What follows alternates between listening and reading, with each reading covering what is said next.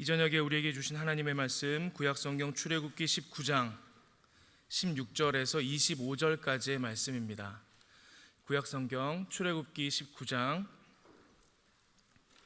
16절에서 25절까지의 말씀입니다. 구약성경 110면쯤에 있습니다.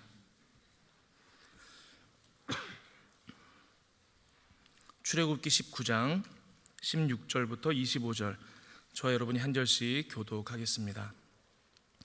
셋째 날 아침에 우레와 번개와 빽빽한 구름이 산 위에 있고 나팔 소리가 매우 크게 들리니 진중에 있는 모든 백성이 다 떨더라.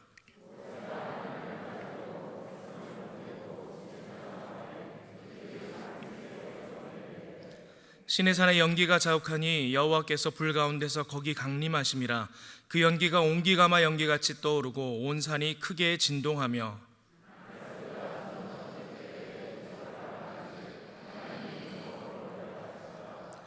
여호와께서 시내산 곧 그 산 꼭대기에 강림하시고 모세를 그리로 부르시니 모세가 올라가매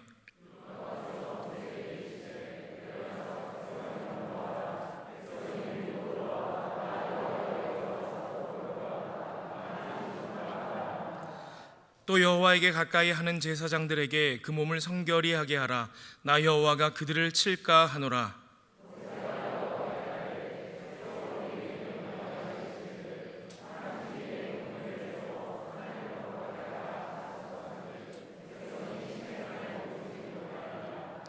여호와께서 그에게 이르시되 가라. 너는 내려가서 아론과 함께 올라오고 제사장들과 백성에게는 경계를 넘어 나 여호와에게로 올라오지 못하게 하라. 내가 그들을 칠까 하노라.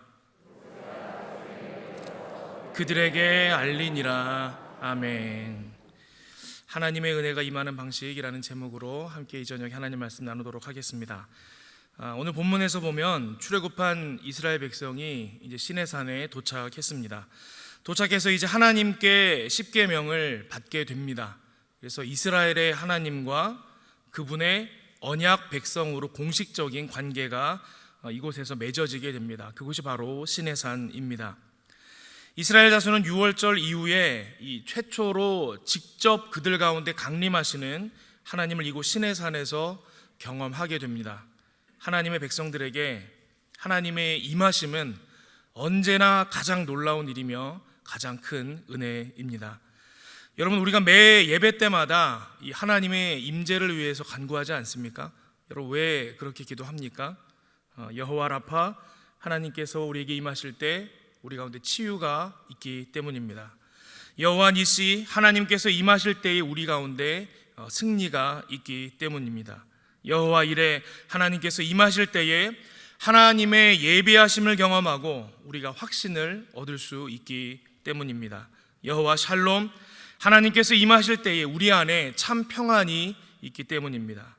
여호와 삼마, 빛이신 하나님께서 지금 여기 우리 가운데 임하실 때에 우리 가운데 있는 어둠이 물러가고 구원자 하나님께서 임하실 때에 죄인들이 돌아오기 때문입니다. 언제나 하나님의 임하심이 최고의 은혜입니다. 항상 이 은혜를 사모하시는 저와 여러분들 되시기를 바랍니다. 오늘 본문을 보니까 우리 하나님께서 백성들 가운데 임하실 때에 일어났던 일들이 기록되어져 있습니다. 하나님께서 임하시는 오늘 본문의 이 장면을 통해서 하나님의 은혜가 임하는 방식에 대해서 한번 살펴보고자 합니다. 첫 번째는 하나님께서 우리 하나님의 백성을 만나 주실 때에 우리의 역할을 남겨두시더라라는 것입니다. 제가 전도사 시절에 소년부를 몇 년간 섬기다가 이제 고등부로 부서를 옮길 때의 일이었습니다. 부서가 옮겨지다 보니까 이제 고등부 상황이 어떤지, 그곳에서 어떠한 일이 일어나고 있었는지 궁금하지 않겠습니까? 마침 제가 섬기던 소년부에 정말 신실하고 열심히 섬기는 청년 선생님들이 있었습니다. 이제 막 대학을 들어간 20살, 21살, 22살 이런 신실한 청년 선생님들이 있었습니다. 제가 이제 고등부에 가야 하니까 그 청년 선생님들을 불러다 놓고 한번 이야기를 했습니다. 우리 교회 고등부는 어떻습니까? 그곳에서 여러분들 신앙생활 어떻게 했습니까? 그런 이야기들을 물어보았습니다. 그곳에서 어떠한 영적인 경험이 있었는지, 어떠한 성장이 있었는지 그러한 이야기를 들려주기를 제가 기대를 했습니다. 근데 제가 그 선생님들의 이야기를 듣고 정말 깜짝 놀란 일이 있었습니다. 저는 그 학부 때부터 기독교 교육을 공부했기 때문에 제 안에 어떤 생각이 늘 있었는고 하니, 우리 어린 자녀들이 교회 공동체 안에서 자라날 때에 각 연령별로 그때의 그들에게 은혜 받기 가장 적합한 공동체와 또 적합한 방법으로 신앙 양육을 받았을 때 믿음이 성장이 일어나고 또 하나님을 떠나지 않고 은혜 가운데 자라날 수 있을 것이라는 믿음이 있었습니다. 그래서 가장 안타까운 경우가 어떤 경우냐면, 부모님이 신앙인이고 재직입니다. 자녀들도 교회를 나오는데 이 아이들이 자기 부서에 가서 예배를 드리지 못하고 그냥 엄마 손잡고 와서 본당에서 예배 드리다가 가고, 이런 모습들을 볼 때 정말 안타까운 경험들을 많이 했습니다. 저 아이들 저러다가 저 시절에 누려야 할 은혜를 다 못 누리고 하나님을 떠나는 안타까운 일들이 있을지도 모르겠는데, 이런 생각을 했던 그런 저였습니다. 그런데 그 청년 선생님들께서 고등부 때 일어난 일을 저에게 들려주는데 이렇게 말을 하는 겁니다. 고등부 때 어땠습니까? 이렇게 물을 때에, 저 근데 사실 제가 이제 전도사 시절이었으니까, 전도사님 제가 고등부 때 고등부를 나가지 않았습니다, 이렇게 얘기를 하는 겁니다. 근데 거기 3명이 있었는데 3명 중에 2명이 그렇게 이야기를 하는 겁니다. 사실 저 고등부를 나가지 못했습니다. 고등부 때는 공부하느라, 주일날에도 학원 가느라 아침에 엄마랑 일찍 와서 일부 예배만 드리고 학원을 가고 그랬더랬습니다, 이렇게 이야기를 하는 것입니다. 근데 제가 보기에 이 청년들이 너무너무 신실하고 예쁘게 신앙 안에서 잘 컸거든요. 그 사실이 너무너무 놀랐습니다. 그래서 신앙생활 지금은 어떻게 하고 있느냐 물었더니, 그때도 고등학생 때도 엄마랑 약속하기를 고등부에 있는 동안에는 예배 잘 드리고 대학 가서 양육받고 믿음 생활하기로 약속을 하고 지금 그렇게 하고 있다, 그렇게 이야기를 하는 것이었습니다. 제가 곰곰이 다시 생각해 봤습니다. 제가 지금까지 공부한 것이 무엇이었나, 나는 무엇이 옳다고 믿고 있었나, 그런 생각을 곰곰이 했던 적이 있었습니다. 근데 여러분, 이 교육이라는 것이요, 잘 생각해 보면 굉장히 인본주의적인 생각에서 비롯된 것입니다. 여러분, 그렇지 않습니까? 교육이라는 것이 의도성을 가지고 인간의 생각이나 행동을 변화시키고자 하는 것, 여러분 그것이 교육이지요. 그런데 교회 안에서 우리가 믿음으로 양육한다 그럴 때, 기독교 교육을 한다 그럴 때, 교회 학교에서 신앙 교육을 한다 그럴 때, 여러분 우리가 가르침으로 아이들에게 믿음이 생겨나게 할 수 있습니까? 가르침으로 구원받게 하는 일이 가능하겠습니까? 여러분 어떻게 생각하십니까? 이런 믿음은 누가 주시는 것입니까? 하나님이 주시는 것이죠. 이런 구원은 누가 행하시는 것입니까? 하나님이 행하시는 것입니다. 사실 우리 안에 있는 온전한 고백은, 우리는 저 아이들에게 믿음을 줄 수 없습니다. 우리는 저 아이들로 구원받은 하나님의 백성 만들 수 없습니다. 하나님께서 해 주십시오. 그것이 믿음으로 자녀를 양육하고자 하는 모든 교회 안에 있는 교육자들과 부모들의 마음이어야 하겠다, 그런 생각을 했습니다. 제가 이제 고등부로 부임을 해서 이렇게 지켜봤더니, 아니나 다를까 입시에 찌들어 있는 아이들과 그들의 환경이, 또 가정이, 이 아이들이 온전히 교회 공동체 안에서 신앙생활하는 것들을 편안하게 허락하지 않는 분위기가 있었습니다. 부모님들도 별로 원하지 않고 아이들도 교회 안에 오래 머무는 것을 부담스러워했습니다.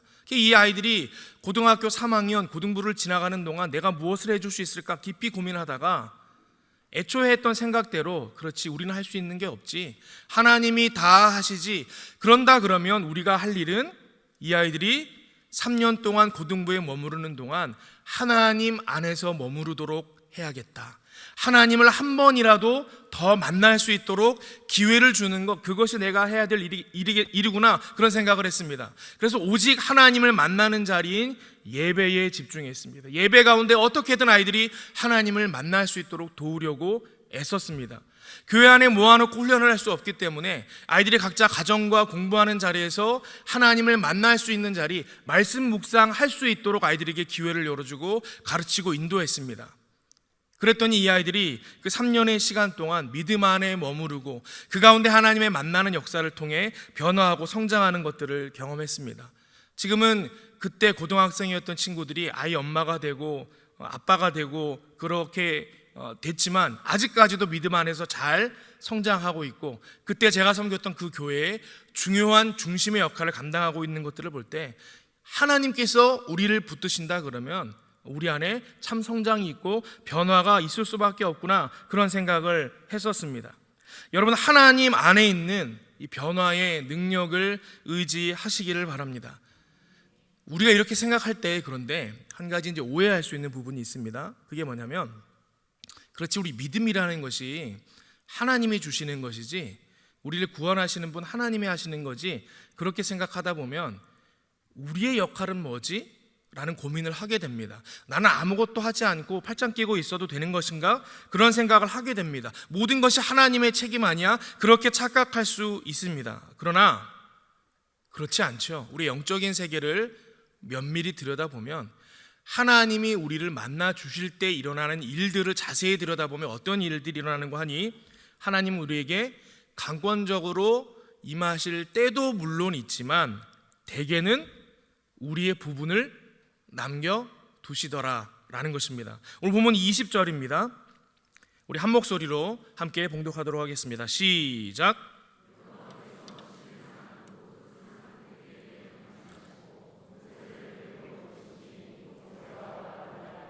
하나님께서 산 꼭대기에 강림하셨습니다. 완전히 이스라엘 백성들이 있는 땅까지 내려오셔도 되는데 산 꼭대기에까지만 내려오시고 모세를 그리로 올라오라고 부르셨습니다. 여러분이 본문 안의 맥락을 이해할 때 하나님께서 왜 아래까지 내려오지 아니하셨습니까? 첫째는 준비되지 아니한 이스라엘 백성이 이 하나님의 임재를 경험하면 다 죽을 수밖에 없기 때문에 끝까지 내려오지 아니하셨습니다.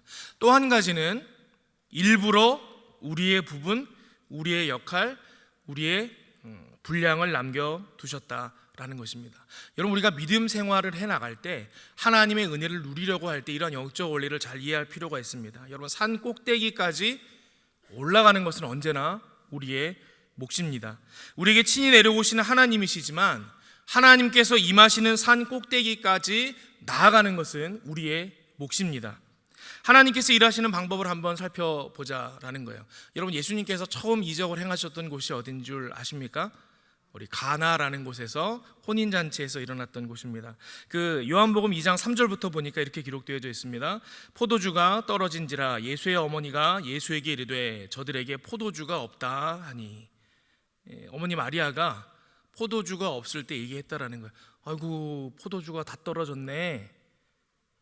정황상 제가 느끼기에는 마치 예수님이 들었으면 하는 마음으로, 혹은 예수님의 옆구리를 쿡쿡 찌르면서 아유, 이 사람들에게 포도주가 없네, 그러셨을 것 같습니다. 근데 4절에 이렇게 기록합니다. 예수께서 이르시되 여자여 나와 무슨 상관이 있나이까? 내 때가 아직 이르지 아니하였나이다. 지금 무슨 말씀이십니까? 어머니, 아직 제가 이걸 할 수가 없습니다. 저는 하지 않겠습니다. 이런 의사 표현 아닙니까? 우리 예수님께서 분명히 안 하겠다, 못 하겠다 그렇게 말씀하셨습니다. 근데 5절이 좀 재미있습니다. 5절에 보니까 이렇게 기록되어 있죠. 그의 어머니가 하인들에게 이르되 너희에게 무슨 말씀을 하시든지 그대로 하라 하니라. 여러분, 이 4절과 5절 사이에 뭔가 내용의 갭이 있지 않습니까? 분명히 어머니가 옆구리 쿡쿡 찌를 때 아유, 저 아직 때가 아닙니다, 제가 지금 할 수 없습니다 라고 거절을 했는데, 이 어머니 마리아는 그 이야기를 들었는지 안 들었는지 마치 우리 주변에서 흔히 보는 그냥 우리 아줌마들의 무대뽀 정신이 여기서 나오는 것 같습니다. 듣거나 말거나 하인들을 불러다가 이분이 말씀하시는 대로 여러분 다 하시면 됩니다, 이렇게 하셨다라는 것입니다. 그런데 그 다음 6절에 보면 또 이상합니다. 거기에 유대인의 정결 예식을 따라 두세 통 드는 돌 항아리 6이 놓였는지라. 7절, 예수께서 그들에게 이르시되 항아리에 물을 채우라 하신즉 아귀까지 채우니. 예수님도 조금 이상하시지요. 좀 전까지 완전히 거절하셨는데 거기에 어머니가 무대뽀로 밀어붙였습니다. 그랬으면 일반적으로 우리가 느끼기에 아니, 어머니 왜 그러십니까? 제가 못하겠다고 말씀드리지 아니하였습니까? 이렇게 답변해야 할 것 같은데 예수님도 그냥 그저 그렇게 순순히 하인들에게 물동에 물을 채워라 이렇게 얘기를 했다라는 것입니다. 저는 이 부분이 너무 이상하고 이해가 되지 않아서 예수님께서 왜 그러셨을까라는 생각을 곰곰이 해보았습니다. 여러분, 성경에 우리 하나님 혹은 예수님이 우리가 생각하기에 이해가지 않는 행동들을 하셨다 그러면 거기에 뭔가 다른 의도가 있구나, 그런 눈으로 볼 필요가 있습니다. 다시 말해서 예수님께서 일부러 그러셨구나, 우리가 그렇게 이해할 필요가 있습니다. 아마 예수님께서는 마리아의 어떠한 모습이 나오기를 기대하셨을지도 모르겠구나, 그런 생각을 해보았습니다. 여러분, 이 가나 혼인잔치에 물로 포도주를 만든 이적이 우리가 몇 번째 이적이라고 부른다 그러죠? 첫 번째 이적. 이 성경에 그 이전의 이적이 기록되어 있지 않기 때문에 있었는지 없었는지 우리는 알 수 없습니다.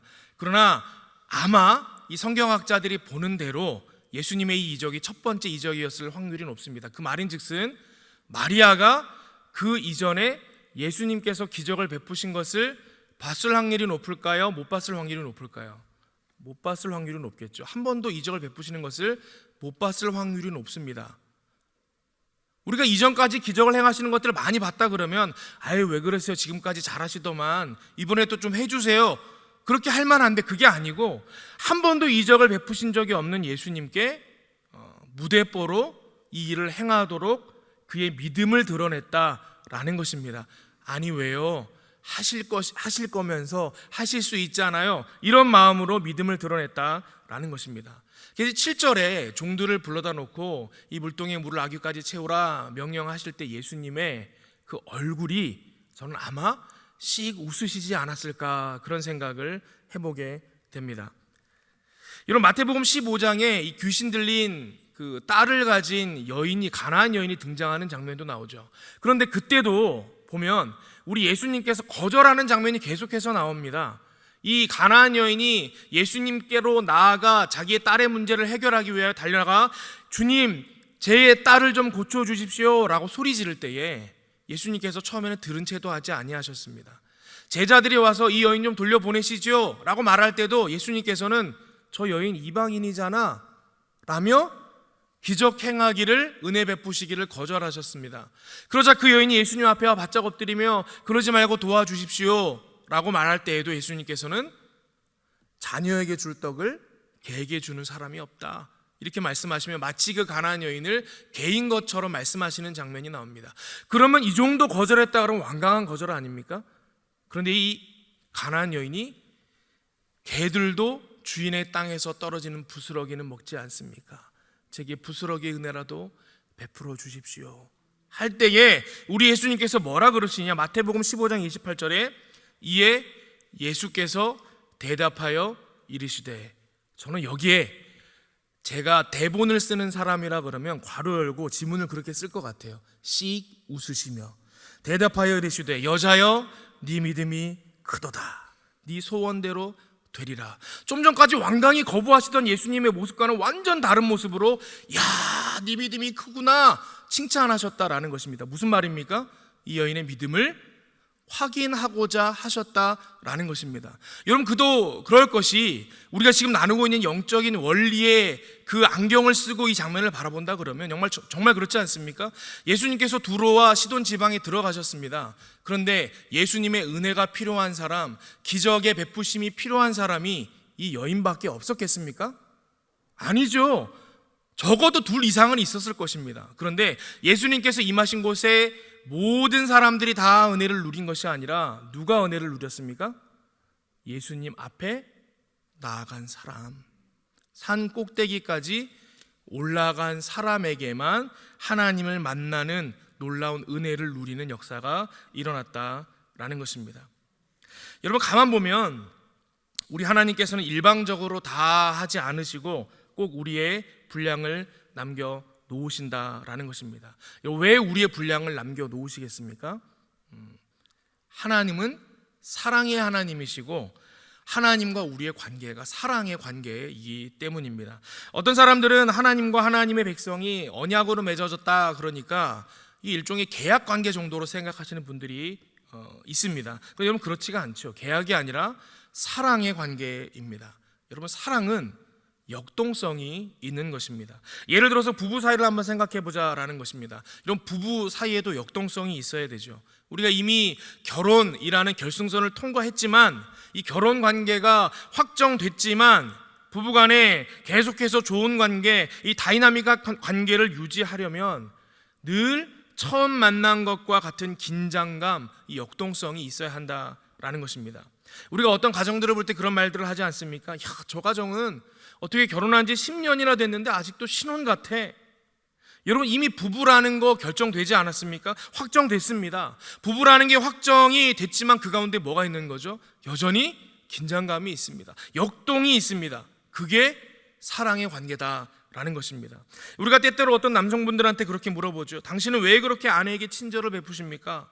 같이 살면서 뭐가 그렇게 좋다고 계속해서 전화하십니까? 뭐가 좋다고 그렇게 계속해서 사랑을 고백하십니까? 아니, 결혼한 지 10년도 넘었다 그러면서 아내에게 아직도 꽃 사다 주는 남자가 어디 있습니까? 여러분, 자꾸만 이런 소리들을 합니다. 왜 이런 말들을 하는 거죠? 진짜 사랑의 역동성을 이해하지 못하니까. 여러분, 그러나 진짜 사랑이 남아있는 남자는 어떻습니까? 계속해서 역동적인 모습으로 이미 결혼한 아내이지만, 나와 함께 10년을 같이 살고 있는 아내이지만 계속해서 처음 만난 사람처럼 그 사랑의 역동성을 가지고 다가간다라는 것입니다. 여러분, 주변 사람들이 또 그렇게 이야기들을 합니다. 당신 꽃 안 사다 주면 부부관계가 깨집니까? 그런 질문들을 한다라는 거예요. 여러분, 부부관계가 깨집니까? 꽃 안 사줘도 안 깨지죠. 저도 꽃 잘 안 사다 주는데 잘 살고 있습니다. 여러분, 그러나 죽어있는 부부관계와 살아서 활성화되어 있는 부부관계는 다른 겁니다. 여러분, 그렇지 않습니까? 여러분, 이거를 신앙적인 측면에도 한번 적용해 보자라는 거예요. 제가 만약에 사역을 열심히 안 하는 겁니다. 설교도 제대로 안 하고, 여러분, 만약에 그렇게 살아가는 목사다 그러면 하나님이 저를 버리실까요? 여러분, 어떨 것 같습니까? 하나님 저를 버리실까요? 제 구원을 돌이키실까요?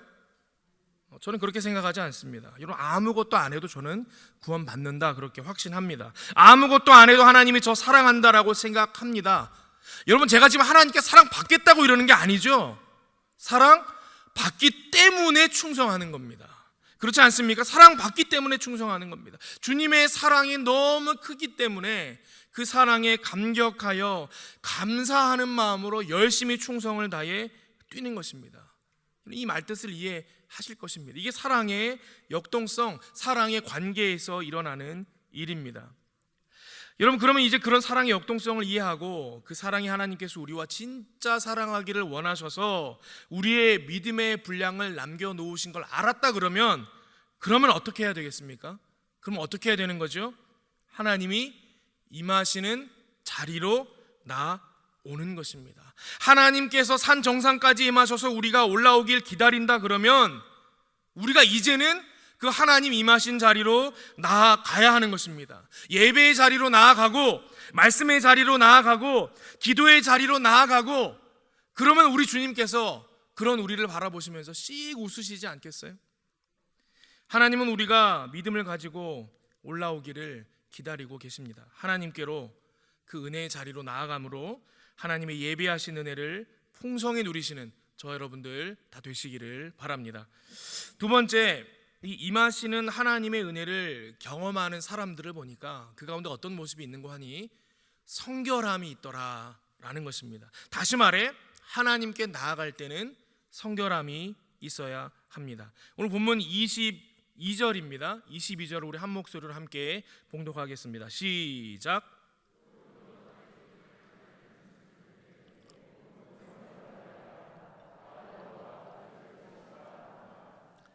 하나님께 가까이 가야 하는 자들은 몸이 성결해야 합니다. 여러분, 누가 성결할 수 있습니까? 첫 번째는 자기 자신이 더러운지 아는 사람이 성결할 수 있습니다. 여러분, 더럽다고 생각해야 목욕탕 가는 거죠. 그리고 자기 자신이 더러운지 알기 위해서는 밝은 빛 가운데 나아가야 더러움이 보입니다. 어두컴컴한 방 안에 있으면요, 그냥 옷 갈아입을 때 봐도 별로 몸에 때가 있는지 없는지 보이지 않습니다. 그냥 밝은 빛, 환한 빛 가운데 있으면 여기도 때가 있네, 코로나 때문에 목욕탕 못 갔더니 여기도 허였네, 이제 보이기 시작한다라는 거죠. 여러분, 영적인 세계에서도 마찬가지입니다. 예수님께서 이 제자들을 만나셨던 장면이 있습니다. 누가복음 5장에 보면 이 고기를 잡던 베드로를 찾아오시는 예수님의 장면이 있지 않습니까? 이 베드로가 예수님을 하나님이신 줄 모르고 그냥 배에 태웠습니다.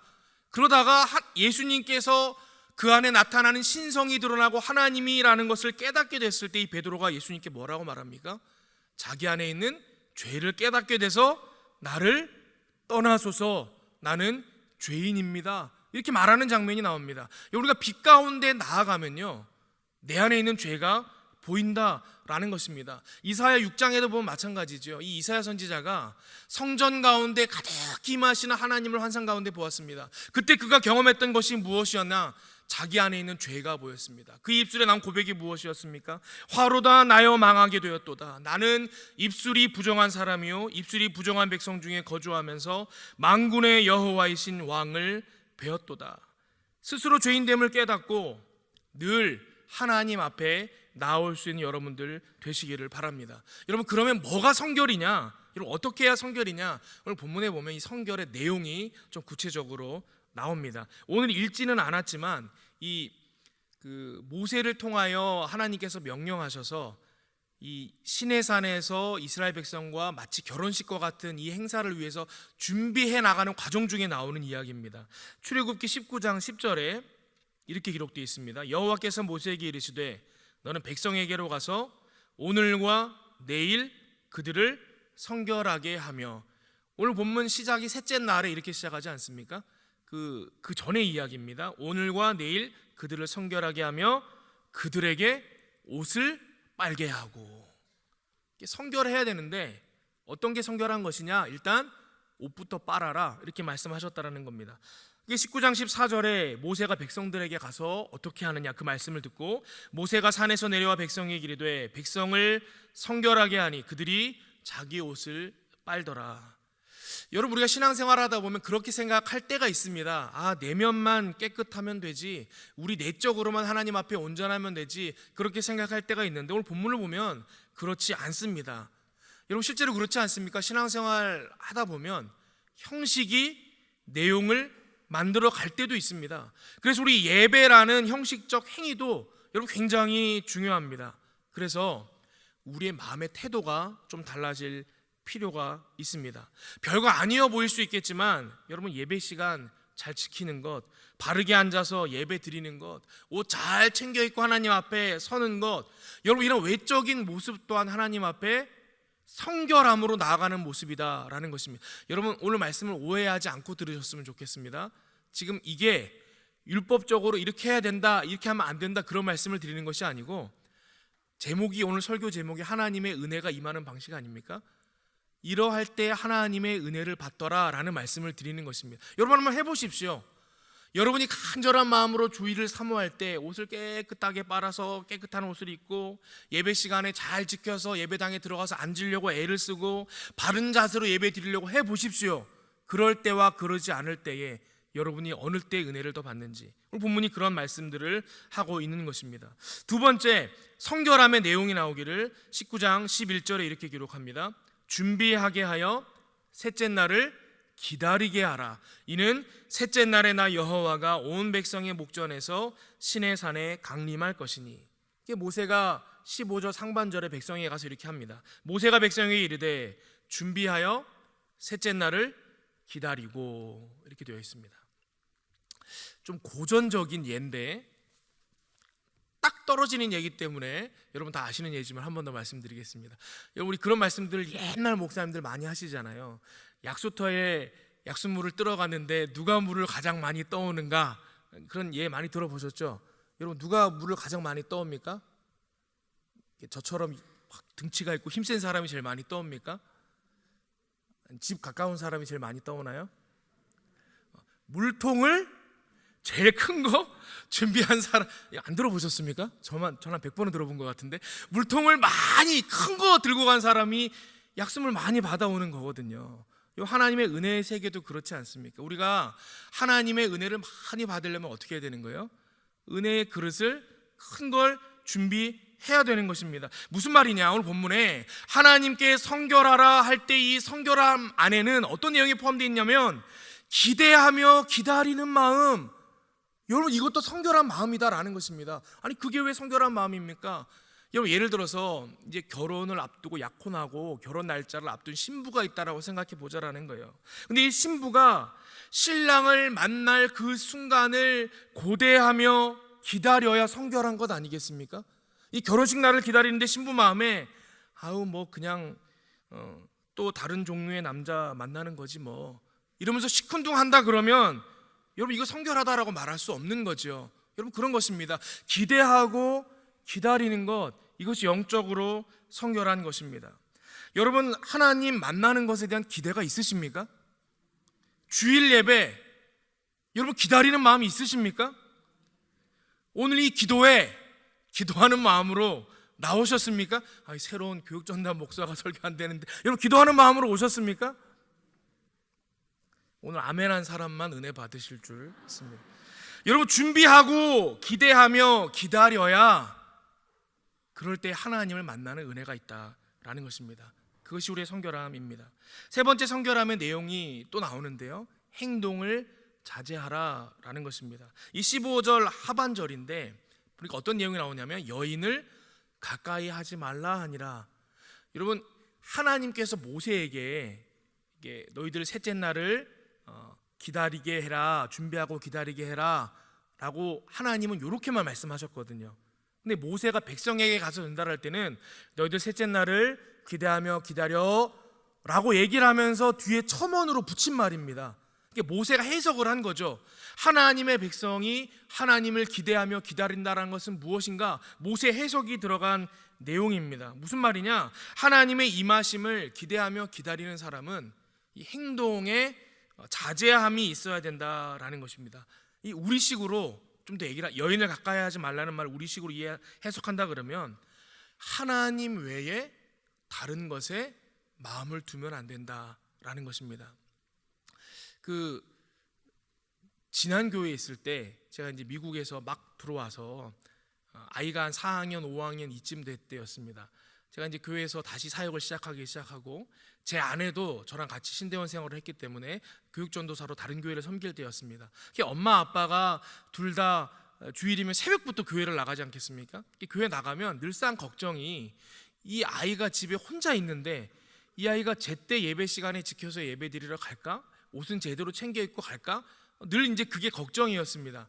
이제 제 아내는 이제 좀 차를 타고 가야 되는 교회에 섬겼고 제가 교회 사택에 있다 보니까 주일날 때때로 시간이 되면 가끔 사택에 들어가서 챙겨봤습니다. 얘가 제대로 준비하고 있나. 근데 어느 날 딱 들어갔더니 이 아이가 뭘 하고 있냐면 컴퓨터 앞에 앉아가지고 막 게임을 하고 있는 거예요.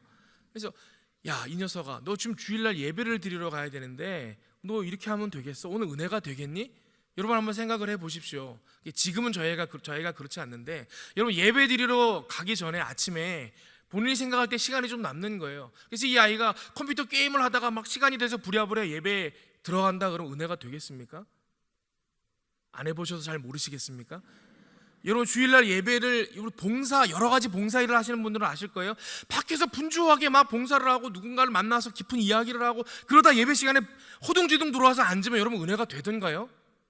여러분, 그 정도 마음만 뺏겨도요 하나님을 만나는 것이 쉽지가 않습니다. 우리 영적인 생활이 그렇다라는 거예요. 다시 말해서 기대하고 기다린다라는 말은 우리의 마음이 다른 것에 빼앗기지 않도록 내 스스로 자제하며 그날을 고대하는 것, 여러분 그것이 영적으로 성결함을 갖는 것입니다.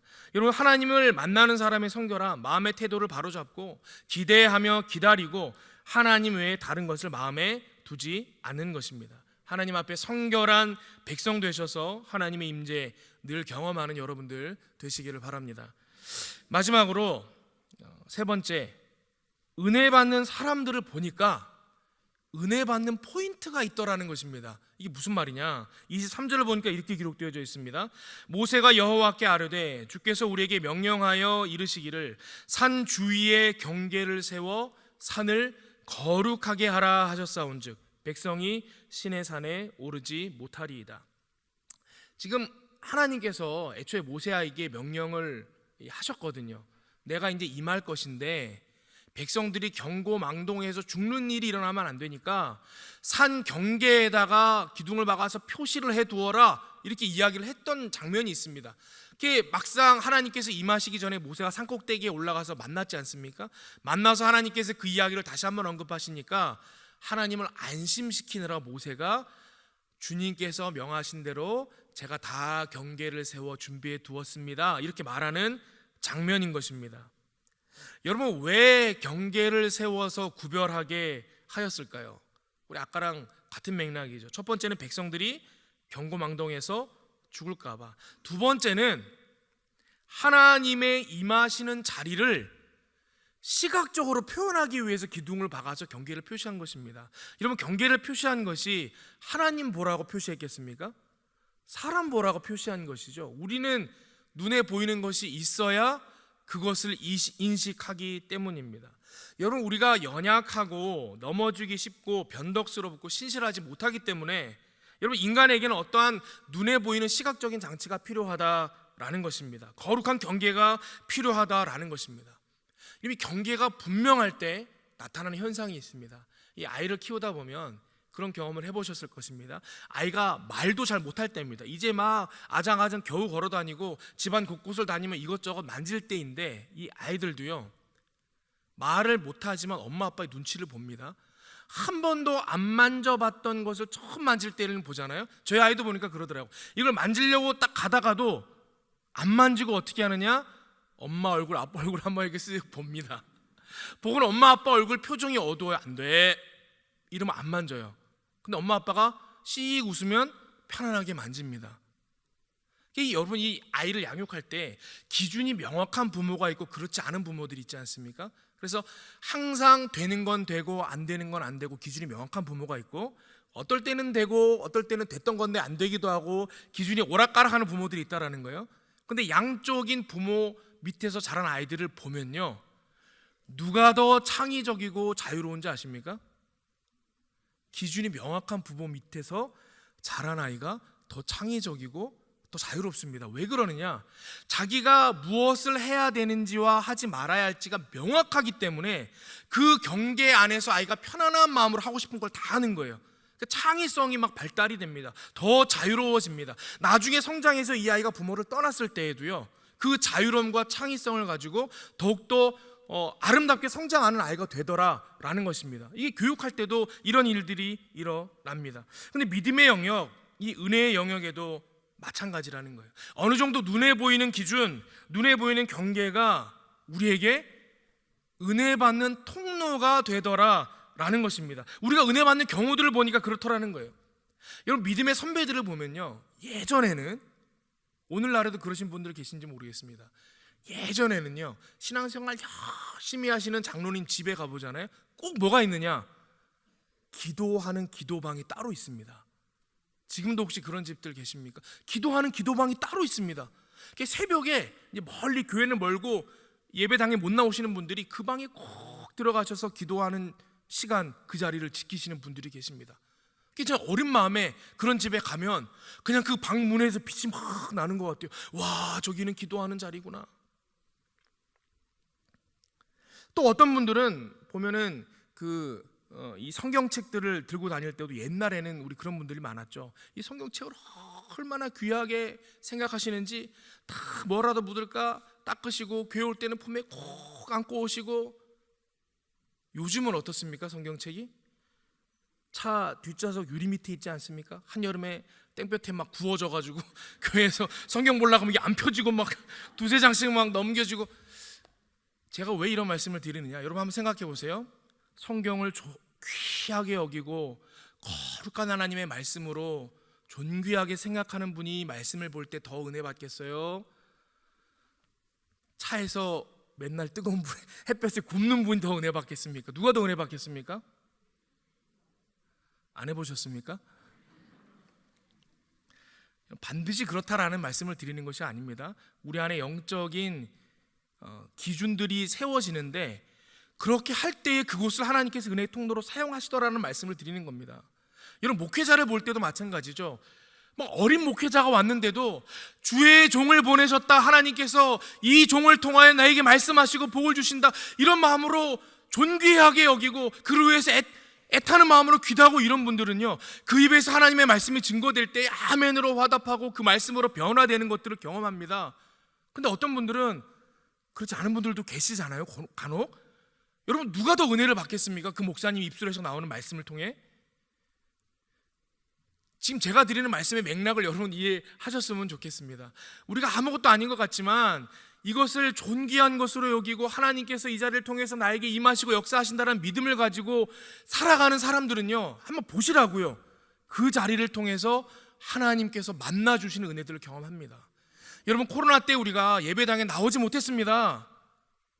근데 예배를 드릴 수 있는 지금에 여러분 다시금 예배당에 찾아와 보니까 어떻습니까? 하나님 앞에 똑같이 드리는 예배인데, 예배당 안에 내가 어릴 적부터 하나님을 만나는 자리로 성결히 여기던 이 자리에 나와서 예배 드릴 때 하나님을 더 깊이 만나는 은혜를 경험하지 않습니까?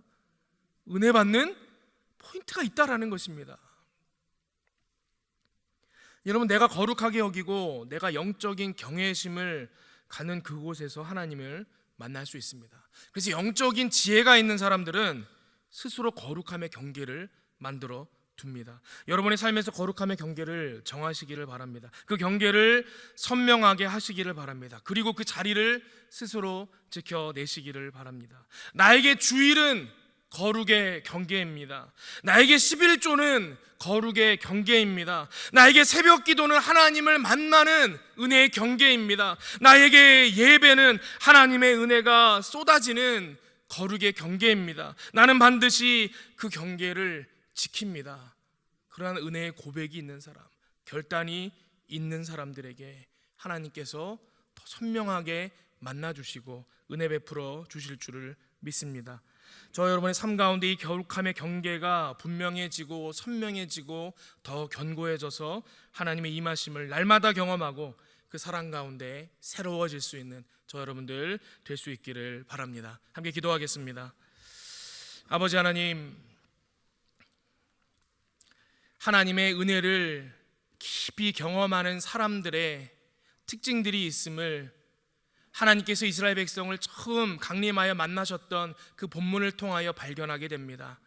주님, 우리 안에 거룩함과 은혜를 사모하는 마음이 다시금 회복되어지길 간구하오니 주님, 이 저녁에 우리가 기도할 때 다시금 결단케 하여 주시고 하나님 은혜의 자리를 사모하며 스스로 경계를 세울 수 있는 영적으로 지혜로운 자들 되게 하셔서 하나님 만나며 그 은혜를 누리며 날마다 새로워지는 은혜의 백성들 되게 하여 주시옵소서.